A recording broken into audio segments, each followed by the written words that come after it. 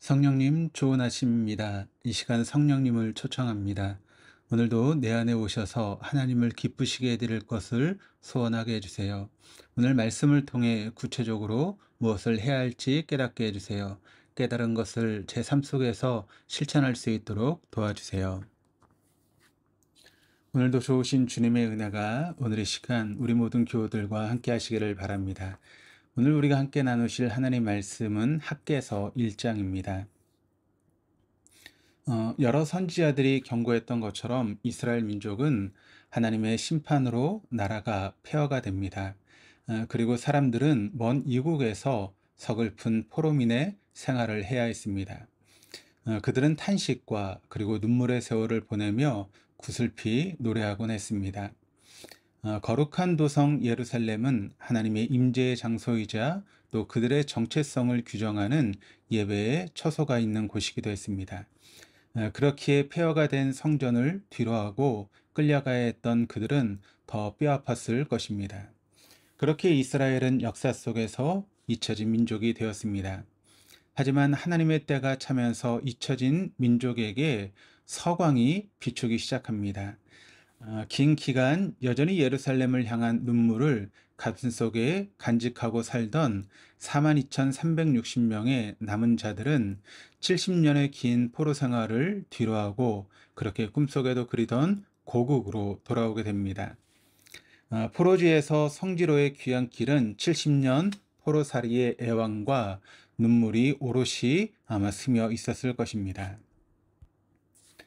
그들이 예루살렘에 도착했을 때의 감격과 감동은 아마 말로 표현할 수 없었을 것입니다.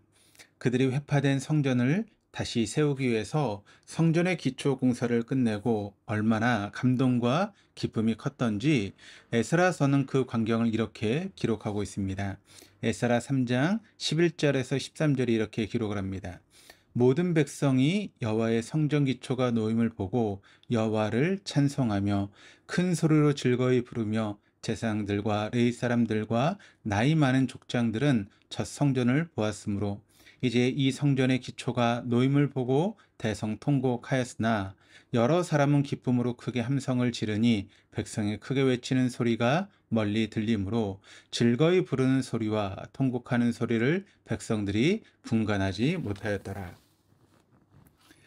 이전에 솔로몬 성전의 아름다움을 보았던 이스라엘의 연로한 어른들은 거기에 비할 바 없이 초라한 지금의 성전 모습에 울었습니다. 하나님에 대한 죄송한 마음도 있었을 것이고 또 지난 세월의 서러움도 밀려왔을 것이고 이 모든 것이 자신들의 죄로 인함임을 다시 한번 새기고 회개와 감사의 눈물이 섞여서 아마 통곡했을 것입니다.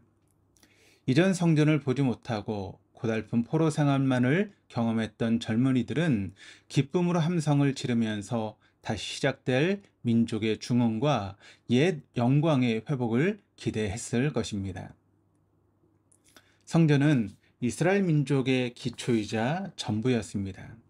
그들이 성전을 갈망했다라고 하는 것은 지난날 그렇게 외면하고 무시했던 여호와 하나님을 갈망했다라고 하는 그런 뜻입니다. 이제 다 잘 되는 것 같았습니다. 70년 포로의 기간은 그들의 눈을 하나님을 향해 들도록 했고 먼 이방 땅에서 울며 노래하는 당신의 백성 이스라엘의 모습에 하나님은 회복의 은총을 허락하셨습니다. 하나님과 백성의 관계가 드디어 제자리를 잡아가는 듯 보였습니다. 아침 저녁으로 바뀌고 변하는 것이 사람의 마음이라고 했습니다. 그들의 가슴을 부풀게 했던 하나님을 향한 갈망은 북방 사마리아 사람들의 방해와 여타의 여의치 않은 상황이 생기게 되자 이내 바람 빠진 풍선처럼 되고 말았습니다. 이런저런 이유를 들어 그들은 눈을 하나님에게서 그곳을 새로 개척하고 살아가야 될 자신들의 처지로 돌리기 시작했습니다. 성전을 향하던 그들의 거룩한 일손은 어느덧 자신들의 집 구들장을 놓고 지붕을 이고 먹고 살 밭을 일구는 초라한 일손이 됩니다. 공사가 진행되다가만 흉물스러운 성전의 모습을 옆으로 하고 그저 눈을 자신의 집안에 자신의 밭대기에 두고 사는 초라한 인생이 되어버렸습니다. 그렇게 16년이라고 하는 시간이 흘러갔습니다. 하나님은 거룩한 사명의 손을 놓고 얼버무리며 살아가고 있는 당신의 백성들의 모습을 보면서 16년을 기다리셨습니다. 그리고 학계를 통해 잠자고 있는 이스라엘 백성들을 일깨우고 계십니다. 오늘 본문 4절 5절 말씀이 이렇게 기록을 합니다. 이 성전이 황폐하였거늘 너희가 이때 판벽한 집에 거주하는 것이 옳으냐. 그러므로 이제 만군의 여호와가 이같이 말하노니 너희는 너희의 행위를 살필지니라. 그런데 문제는 그들이 마음 저 깊숙한 곳에서 하라고 하는 일을 외면하고 자신의 집을 잘 꾸미고 풍족한 삶을 살려고 하지만 그것이 잘 되느냐라고 하는 것입니다. 그래서 하나님께서는 너희는 너희의 행위를 살피라. 지금 돌아가고 있는 일들을 가만히 짚어보라 라고 말씀하고 계시는 것입니다. 너희가 아무리 땀을 흘리고 수고하여도 결실이 없는 초라한 삶을 살고 있는 것이 보이지 않느냐라고 물으시는 것입니다. 6절 말씀 이렇게 기록을 합니다. 너희가 많이 뿌릴지라도 수확이 적으며 먹을지라도 배부르지 못하며 마실지라도 흡족하지 못하며 입어도 따뜻하지 못하며 일꾼이 싹쓸 받아도 그것을 구멍 뚫어진 전대에 넣음이 되느니라. 9절 말씀입니다. 너희가 많은 것을 바랐으나 도리어 적고 너희가 그것을 집으로 가져갔으나 내가 불어 버렸느니라. 남왕군의 여호와가 말하노라. 이것이 무슨 까닭이냐. 내 집은 황폐하였을 때 너희는 각각 자기의 집을 짓기 위하여 빨랐음이라. 마음 저 깊은 곳에서 울리고 있는 사명을 외면하고 살아갈 때 그 삶이 결실 없는 삶이 됨을 말씀하고 있는 것입니다.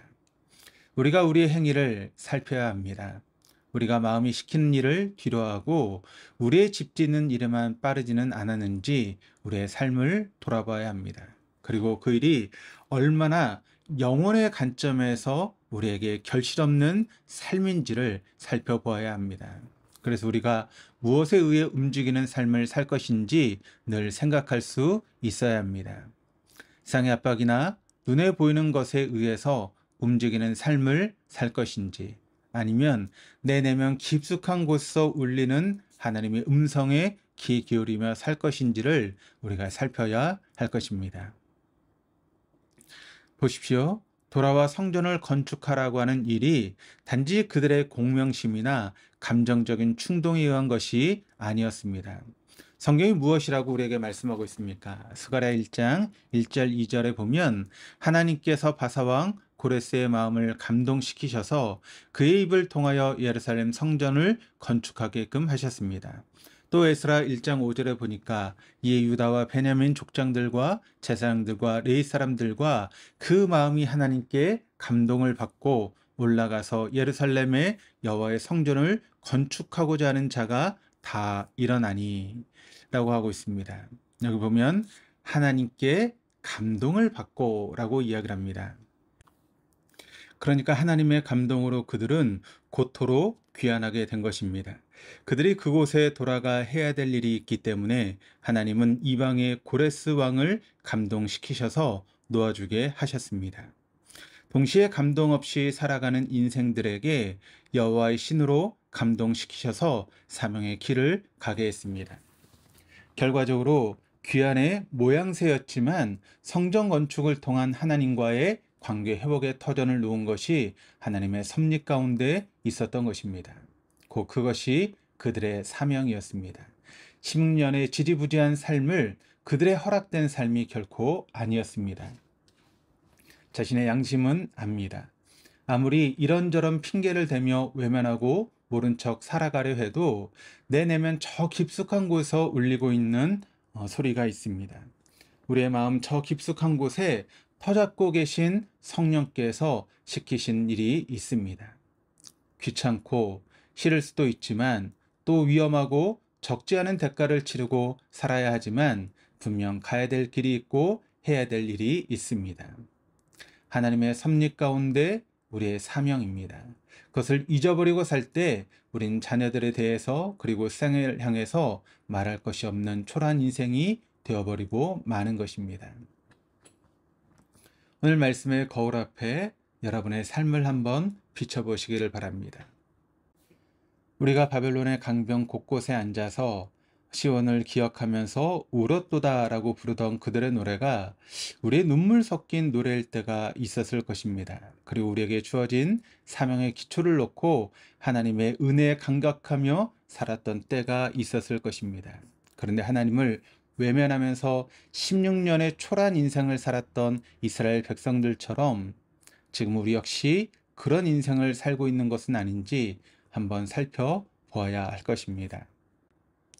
우리 인생이 짧은 70년, 80년의 인생으로 보면 우리가 붙들어야 될 것이 많을 것입니다. 그러나 영혼의 관점에서 보면 우리가 붙들려고 하는 그 모든 것들은 다 헛것일 수밖에 없고 무의미한 것일 수밖에 없습니다. 우리가 정말 붙들어야 될 하나님의 사명이 무엇인지 다시 한번 깊이 깨닫는 귀한 시간 될 수 있기를 주님의 이름으로 축원합니다. 기도하시겠습니다. 바벨론 강가에서 부르던 우리의 노래를 기억하시고 하나님의 감동으로 성전의 기초를 놓으며 새 삶을 살았던 때의 간격을 기억하심으로 말미암아 세상에 대해서 자녀들에 대해서 할 말이 있는 인생 또 감동 있는 인생을 살아갈 수 있도록 인도하여 주옵소서. 감사드리며 예수 그리스도 이름으로 기도드립니다. 아멘.